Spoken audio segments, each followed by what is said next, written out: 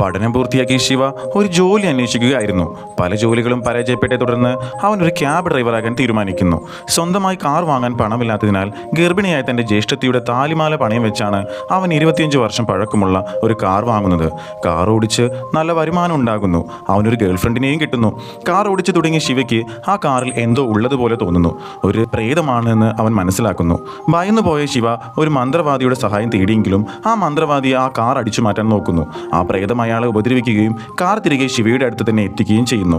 ജ്യേഷ്ഠത്തിയുടെ പ്രസവത്തിന് പണം ആവശ്യമായി വന്നപ്പോൾ ശിവ വീണ്ടും കാർ ഓടിക്കാൻ നിർബന്ധിതനായി.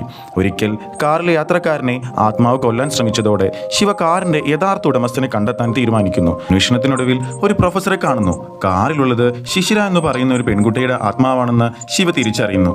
ശിശിര ഒരു ധനിക കുടുംബത്തിലെ പെൺകുട്ടിയായിരുന്നു. അവൾക്ക് അമ്മയെ വളരെ ഇഷ്ടമായിരുന്നു. അമ്മയുടെ ആത്മാവിനെ കാണാൻ അവൾ ഒരു ശാസ്ത്രീയ പരീക്ഷണം നടത്തി.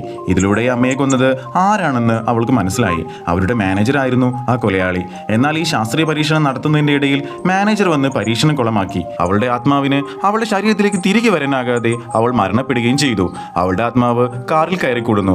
ശിശിരയുടെ ആത്മാവിനെ തിരികെ ശരീരത്തിൽ എത്തിക്കാൻ അവളുടെ ബോഡി ലാബിൽ എത്തിക്കണമെന്ന് പ്രൊഫസർ ശിവയോട് പറയുന്നു. ശിവ ശരീരം മോഷ്ടിച്ച് കൊണ്ടുപോകുന്നതിൻ്റെ ഇടയിൽ മാനേജറുമായി ഒരു അടി ഉണ്ടാവുന്നു. പോരാട്ടത്തിനൊടുവിൽ അവൾ മാനേജറെ കൊലപ്പെടുത്തുകയും ചെയ്യുന്നു. ഈ സമയത്ത് കാർ പൂർണ്ണമായും കത്തി നശിക്കുന്നു. അവൾക്ക് ശരീരത്തിൽ കയറാൻ പറ്റുന്നുമില്ല. അവസാനം ശിവയുടെ ജ്യേഷ്ഠത്തി മരിച്ച നിലയിലുള്ള ഒരു കുഞ്ഞിന് ജന്മം നൽകുന്നു. എന്നാൽ ശിശിരയുടെ ആത്മാവ് ആ കുഞ്ഞിലേക്ക് പ്രവേശിക്കുകയും കുഞ്ഞ് ജീവൻ പ്രാപിക്കുകയും ചെയ്യുന്നു.